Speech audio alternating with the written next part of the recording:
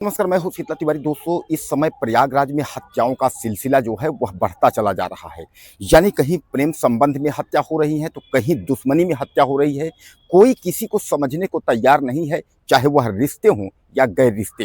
हालांकि मैं आपको बता दूं कि आजकल जो उत्तर प्रदेश में ज़्यादातर हत्याएं हो रही हैं वह प्रेम संबंध को लेकर के ही हो रही हैं।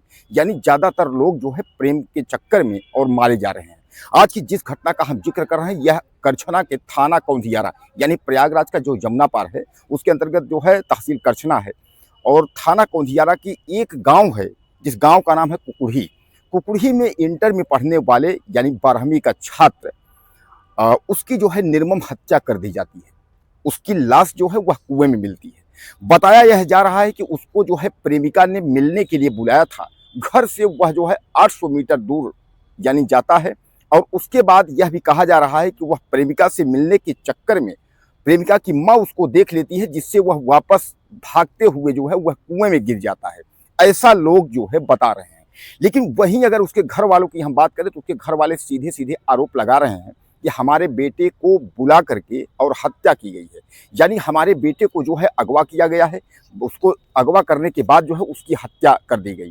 हालांकि मैं आपको बता दूं कि यह युवक जो है अचानक इसका नाम जो है 17 साल का है। इसका नाम है अनुपम मौर्य। अनुपम मौर्य जो है 17 वर्ष का यह लड़का है। जैसा मैं आपको बताया कि 12वीं में जो है पढ़ता है। इसके पिता जो है वह मुंबई में काम करते हैं, चौकीदारी या तमाम जो भी काम हो मुंबई में जो है वह नौकरी करते हैं। यह अपने दादाजी के पास रह करके उसके बाद गांव में रहता था। हालांकि यह 2-3 भाई हैं, अमित, अंकित और बहन विभा कुशवाहा।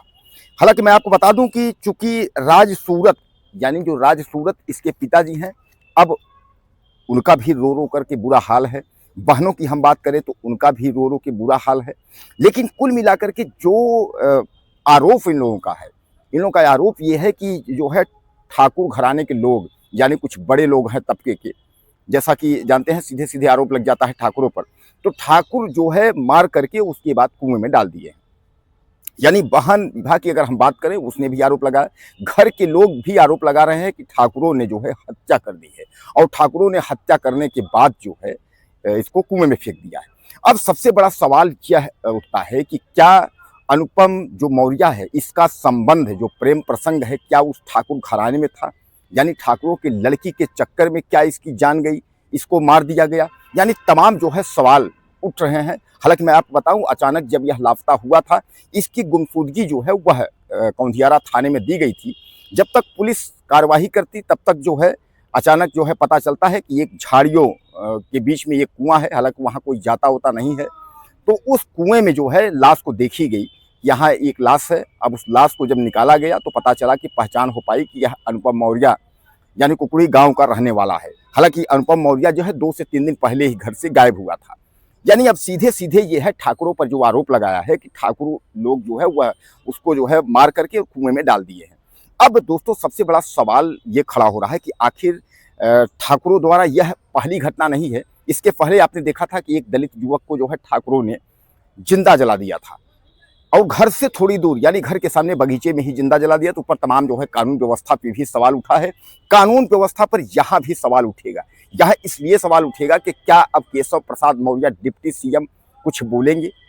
केशव प्रसाद मौर्य डिप्टी सीएम चुप क्यों हैं? क्या अगर कुशवाहा या मौर्य समाज की अगर हत्या हो रही है तो इस पर केशव प्रसाद मौर्य की चुप्पी क्यों है?